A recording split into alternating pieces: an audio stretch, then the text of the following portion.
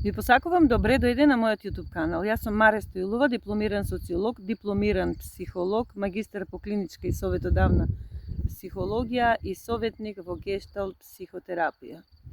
Зошто на почетокот имам чувство и потреба да ви се представам на овој начин? Затоа што многу одамна завршив, односно дипломирав на факултетот социологија.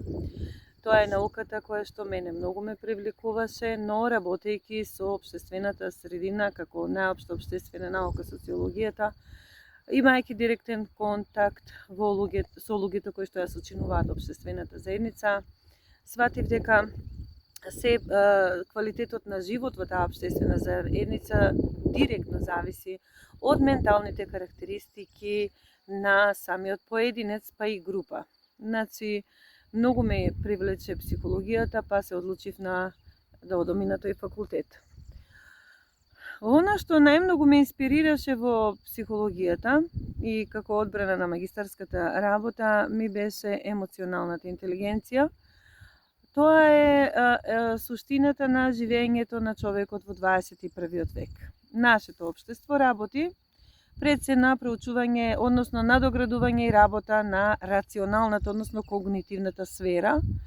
Се помалку работиме на емоционалната сфера, која што е во склоп на менталното здравје. Емоционалната интелигенција за мене е предизвик затоа што представува една сублимирана вештина, една сублимирана способност за препознавање, канализирање и контролирање на сопствените емоции, што директно би значило баланс, воспоставување на баланс со самиот себе, воспоставување на добри односи и соживот со останатите луѓе во малата општествена и пошироката општествена заедница. Мојата импресија од природата, во која што сега се наоѓам и го снимам ова видео, е нејзината совршеност. Природата е совршена, но човекот не е. Природата може да воспостави баланс, но човекот не му успева баш да воспостави баланс помеѓу она што го викаме емоционална интелигенција втемелена во срцето и она што го викаме рационална или когнитивна втемелена во умот.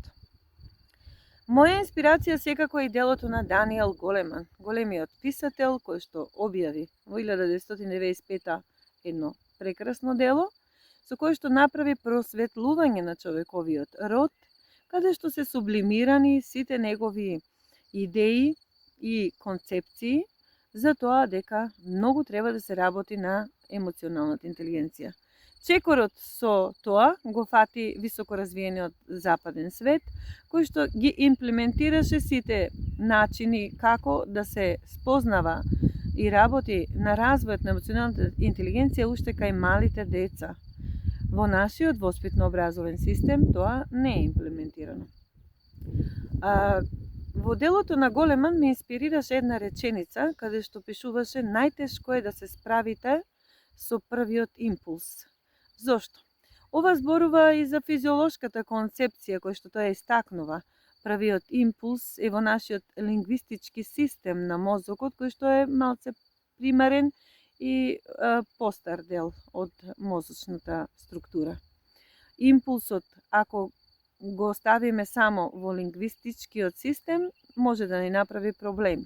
Самата импулсивност може да допринесе на штета на самата поединка и на околината.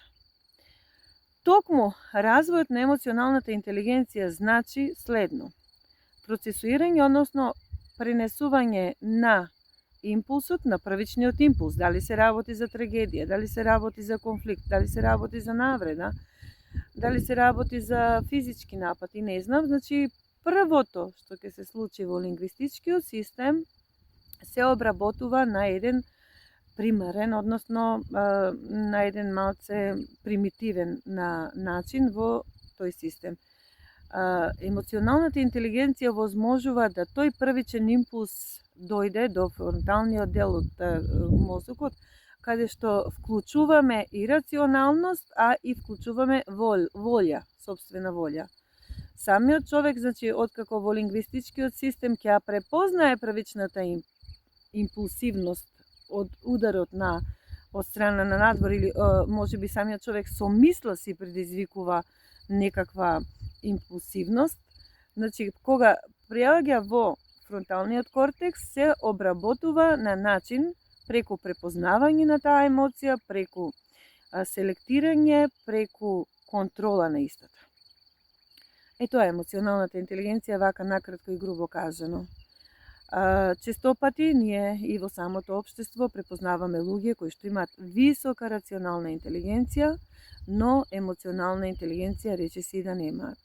Тоа се луѓе кои што се многу успешни во делот на рационализација, во делот на пресметување, на правење пари, во делот на успех, достигнување власт, моќ, позиција, значи луѓе од кои што зависат животите на другите луѓе. Тие луѓе, ако немаат развиена емоционална интелигенција, навистина прават за себе штета и за околината. Зошто?